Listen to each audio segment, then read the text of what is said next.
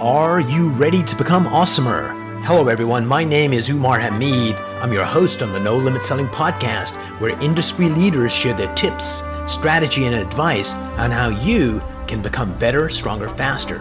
Just before we get started, I've got a question for you. Do you have a negative voice inside your head?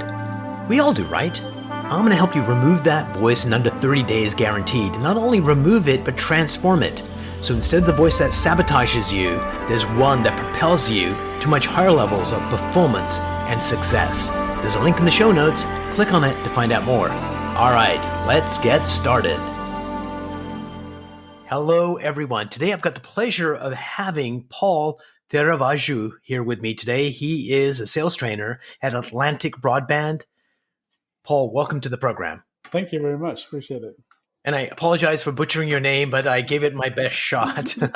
I'm more shocked when people pronounce my name correctly when they butcher it. So, I suppose. So the reason I wanted to chat with you today, and I'm so happy you're with me, is we talk to individuals on the show that are basically trying to navigate this new world that we live in, but you get to make sure 40 sales warriors in your organization are relevant, on point, in closing deals. So you have to have your finger on the pulse to make sure you give them the right training they need for this current climate. How are you seeing the sales climate out there? Like everybody has mentioned or talked about, the world have changed and everything have changed. So I think, I'm really paying attention to that. And I think the first step is, I, as a sales trainer, I had to change, before I could train the reps, because prior to this, I've done training for the last 10, 12 years.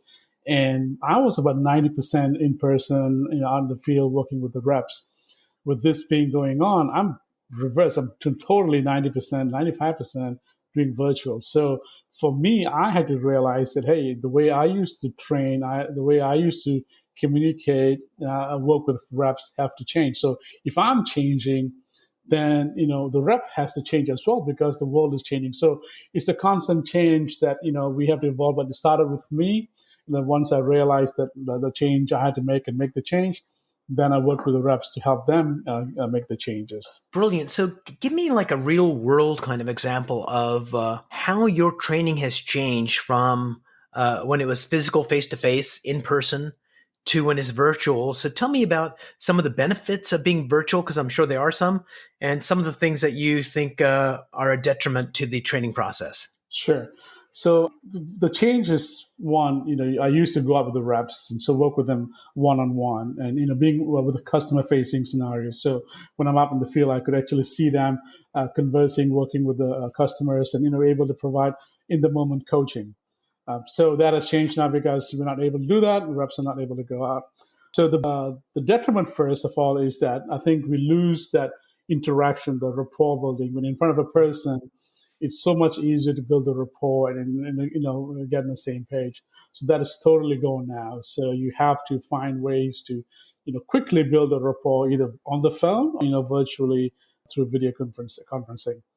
The benefit, though, however, is in the past, you only could see, 4 to 5 customers a day because of your, the travel, the time. Now, literally, you can see 10 to 15 customers a day on a video conference without leaving, your office. So that's probably the benefit. Now, I don't know if you want to do 15 to 20, 10 customers a day. It could be a little bit of a drain, but it allows you more customer to contact. So realistically, what are you seeing as the real numbers for your sales team? Are they doubling the number of appointments, or is it less? Is it more? That's a conundrum we face, because I think a lot of we talk about change. I think people are still hoping and wishing that they'll go back to the old days, and therefore are not really, moving towards increasing. But those who have adopted the reality now are definitely seeing more people. So, they are making an effort to see more customers on a daily basis, make more calls, because you can do it at the comfort of your home. But again, the other challenges are, your distractions and all the things. So yeah, I think it has gone up, overall, but still, I think a challenge we face. What's outstanding is the illusion we had of, all right, I'm going to meet with Paul. I'm going to drive to this location. It's going to be a restaurant. I've not seen Paul before. So Paul will be coming in. So every patron that comes into that restaurant, I'm looking over. Is that Paul? Is that not Paul? And then you might show up 10 minutes late, then we have a half-hour meeting, and then I drive back to my office. Then it was a 2-hour Yep. thing for a 15-minute conversation, and now we can actually get those conversations done, and everyone saves time. Yeah, that is the truth. But the challenge is people are afraid to do this because they're still convinced they can build a rapport quickly in person. So even those 15 minutes, I leave there knowing that I'm your friend. But if you do this virtually, I may not leave that having the same feeling because I'm not in person with you. So that's the challenge people are facing. It's like, well, I'm comfortable to do this. So I'm going to give you my hypothesis on this, Okay. because that sounds like bullshit. And here's why. Exactly. Because if in my head and in my mindset is like, we're not going to connect in that same profound way because we're not in person. If I come to the meeting with that mindset, I set the tone for the meeting, and I almost create a self-fulfilling prophecy. But I'm sure if you got other reps that are very, very sociable, that they'll kind of know where the kids go to school, things in common, that we need to change the mindset of our salespeople to allow more opportunities to create that rapport.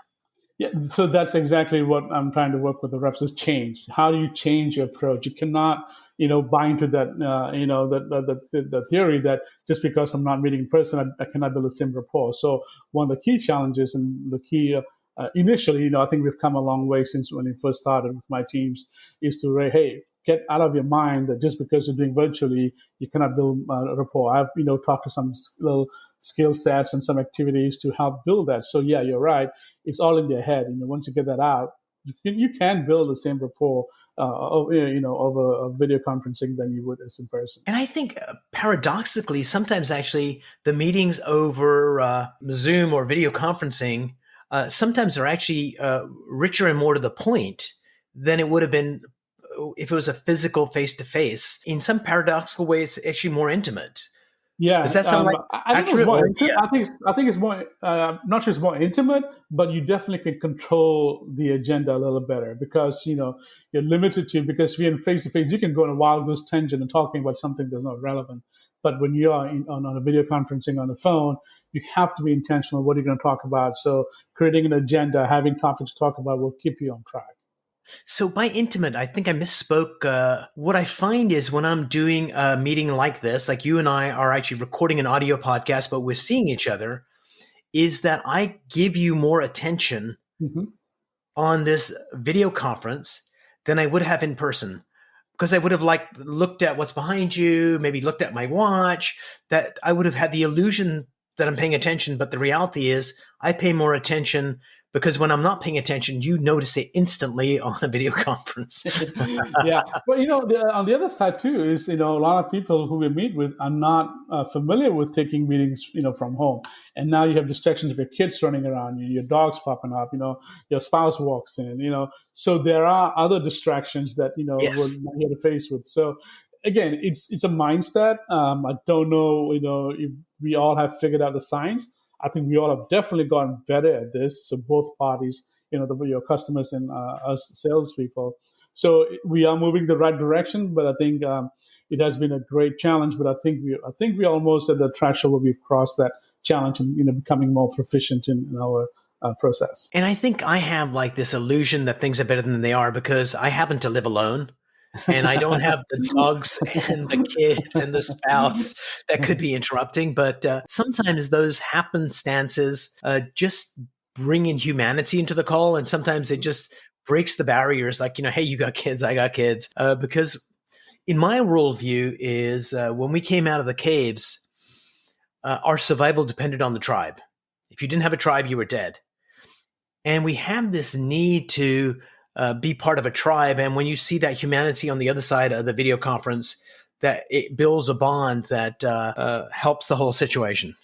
Yeah, definitely. Being working alone from home has definitely been a challenge for some people. So, we also do other fun activities like I host virtual happy hours and different things to create that feeling of camaraderie to help through the process. So it is like I said, the question is the world has changed. The world has changed. How have you changed to catch up with that? If you haven't changed, then you're not moving forward. So That's the key word is, what have we done either as a sales trainer, as a sales rep? What have you done? What have you changed to acclimate to the new environment? So, Paul, I don't want you to name names, but you got 40 candidates that you're coaching. So I want you to think about one of those people that was resisting change, with this pandemic. And what was the pivotal moment where you got them to understand? Because sometimes you can tell people you need to do this and say, yeah, yeah, yeah, and they don't change anything. Tell me about one of those cases where you actually got the change after a little while and what you think the pivotal moment was that got them to see the epiphany. Yeah, I think a couple of reps come to mind, and I think what we initially did was really worked on a team level. Hey, here's some of the skill sets, and I think really having them learn some skill sets. How do you build rapport, over virtual or phone? Because we never had to do that. So educating them in those little processes, and then giving them some tidbits. I had to change. Like I said, my change was first. So once I learned how to communicate and train via virtual, I was able to pass on some of those skill sets. So as we worked in the group, and the challenge was getting them to try it. I think when somebody tried it, this particular rep, when they actually tried it and saw results, they were now hooked on it. So in fact, this one rep now, he used to be out in the field a lot. Now he doesn't. He just does everything virtual. He's really excited about it. He's really gung ho because he's seen the results and he's seen the efficiency. So I think trying it and seeing the results, what move them. Sure. But let's call this person Tom. Let's hope that's not his real name. So Tom, I'm guessing like the first few times you told him to do it this way, because we all have this resistance to change, that there must have been some pushback. And how did you keep on reinforcing it so he actually gave it a go? Yeah. So in two ways, I work with the managers as well. Since I'm a trainer, I don't have people reporting to me directly. So I work with the managers, and then we do one-on-one shadowing session. So Nice. I would actually jump on and watch and provide immediate feedback. So just like as I would go out in the field with them, I do one-on-one sessions with them virtually. So here I can listen to them talk, provide immediate feedback, and then and so when they make the next call, they're making the changes that we coach to. So that's how we got the ball rolling. Was those one-on-one coaching that I did, and obviously the managers helped as well. Brilliant. So as we come out of this pandemic, by the way, we've got a pool going on. I'm saying June 6th is going to be the day that we're back. Maybe wishful thinking. But at some point, we're going to go back where we can go visit people and see people. How do you foresee the change in the sales department? Because some people might be embracing this new way of doing business and some people not. So how are you setting expectations for your sales team when that day comes? Yeah, so I started talking that recently because like I said, things on track to get better. Whether it does or not, we'll see. But the fact is, I think one of the challenges I've been talking to people is just because things are getting better, you don't want to wishfully wish. Let's go back to the good old days. Even if things change, it's not going to be the good old days. The people are used to video conferencing. People are used to working from home. People are used to doing business differently. So just because things are changing and on the trajectory to get better, it won't be the good old ways. So you have to figure out what the new normal is going to be and how are you going to acclimate to that. So first of all, mindset, like you said earlier, don't think things are going to go back to the way they are. They're not. They will be better but different. And then again, how is that going to impact you? So start figuring out now how you're going to move into the new environment. So your mindset change is what I'm working with right now. So how do you envision that new world looking like? If I can figure that out, I'll be a rich man, but I'll write a book and let you know. I think it's going to be a combination of some of what we used to do. I think, there will be some face-to-face and, more increasingly. But I think also a lot of them would want to just meet like this because it wasn't only efficient for the reps to make 10 calls, it's also efficient to the business owner to not have to, schedule a meeting, take time to go and meet you. He can do it, he or she can do it virtually from, where they are. So I think that's the first concept we have to do. I think the biggest change we have to do is, back to what we talk about building rapport. How do you build rapport either in the instance of face-to-face or in a virtual? I think you've got to be good at both. So I think the skill set now is going to be, not just in person, but also virtually. You're going to have to be able to be good in both moving forward. So I'm going to give 3 pieces of advice how to build rapport. You may want to take notes, Paul, and Okay. listeners. One, talk about politics. That always helps. Then Sure talk about does. religion. But I think the third one might be the only one I'd suggest using is it's a really good excuse for your sales reps and everyone listening to reach out to each one of your customers and say, hey, we've been doing these conversations over Zoom and we used to do them in person. What's working better for you? Mhm. And I think having those conversations with people, and some people are going to go, oh my God, I miss meetings. And I suspect what's going to happen is they'll want some physical meetings. And then after that, it's like, nah, don't bother coming. Let's do Zoom. And I was just talking to somebody in Athens, Greece today, and she's like, oh my God, I miss going to a restaurant. They're like in total lockdown. I miss all that stuff. And I think some customers are going to go, you know what? Meeting virtually is, let's just meet like once a year in person. The rest of the time, let's just meet virtually because it's effective and efficient for everyone. And so I think asking is really important. And people want to be asked. Yeah. Yeah, I agree totally with you. So, and I think, I was going to mention another point is part of moving forward. It's not so much, I think a lot of people, we think about as salespeople, hey, I can help you through this pandemic. I can help you in business. I think that's a fallacy. How are you going to help somebody or help yourself when what we're facing is a truly unknown? Nobody has lived through something like this that I know of. And to come out and say, I can help you through these times, man, that's BS. I mean, so it more like what you said, it's understanding, asking, how do we collaborate? Hey, listen, let me collaborate with you to see how we can move forward. I'll draw from my experiences, my company's resources. You share with me what your business industry is like, what your vertical looks like, and together let's collaborate to move forward because I surely don't have the answers to help you because this is new to me as it is to you. So yeah, asking is going to be key. So I think here's some homework for you, Paul. You didn't expect homework on this podcast, but since you got 40 reps, Uh-huh. ask your 40 reps to talk to 5 of their favorite customers each and ask their customers, what's something they learned from the pandemic to improve their business or deal with what's going on. And I think what that would do is that would create a kick-ass, amazing research project that every single one of your customers would want to know. And it would be a great thing for salespeople to reach out, especially new customers. We've interviewed 200 of our customers and here are the best practices that they're using to thrive in this environment. And come back on the podcast, share that with us. Because I think what we need to do is not just sell them whatever we sell them, but if we can give them insights to improve their Exactly. business, Exactly. we build trust, we build connection, and we build loyalty that the next cuter looking Zoom meeting doesn't take that account.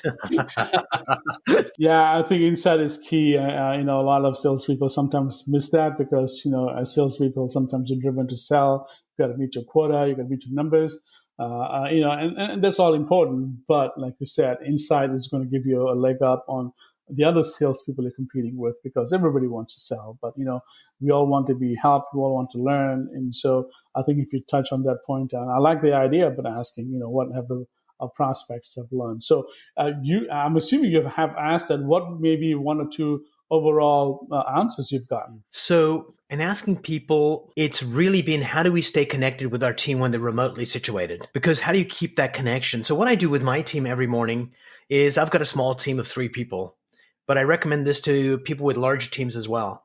Is that morning group meeting, we have a quote of the day, and a different team member gets to do the quote of the day. And they go, this is the quote of the day. This is what it means to me. We discuss around it. What's the number one thing you want to accomplish today? Is there anything that could get in the way of you not doing that? And then if someone's got a problem, then either the team helps them solve it or the manager goes, let's do an offline thing for a couple of minutes. And the next day, whoever's leading the meeting that day is going to ask, did you accomplish what you wanted to accomplish yesterday? And I think keeps everybody on the same page. It distributes leadership around everybody. And it's actually one of my favorite times of the day. Yeah, I think it's the Agile Manifesto principle Scrum meetings that we did. Yeah, so I've done that previously as well. So yeah, it helps definitely staying connected. And we do huddles, what we call huddles. So we Nice. meet because it's a larger group, so we meet a little bit less frequently. We meet, we used to meet 3 times a week. Now we're down to 2. But similar concept. But where we promote learning and teaching and rotate the leadership around. And it comes down to that relationship. How do you keep that relationship going? And how do you get that relationship? Because even in your team, a lot of times in sales teams, people want to look braver than they are and more awesomer than they are. And I think if you get a team where someone can say, I don't feel the magic today, or I'm really frustrated, it turns out at the end of the day, people do not go, aha, I knew Paul was a weakling. What people do is they go, oh my God, Paul, we had the same thing in this company. How can I help you? And transparency and vulnerability is the pathway to strength, really is. Yeah, we know one of the things that has happened with this is we are spread across the eastern seaboard, and so we have different teams that prior to this had no idea who the other team members were in the other companies, the divisions. So by doing this, we all know who everybody is, and people are starting to reach across, different states. Say, hey, there's somebody from Florida. We'll call somebody from Pennsylvania and say, hey, listen, I have these issues. How did you help with? So we have created more collaboration and camaraderie in doing this times and doing this meetings as well. Brilliant. Paul, thanks so much for being on the program today. The 20 minutes zipped by super quickly. Thanks so much. I appreciate it. Thank you very much.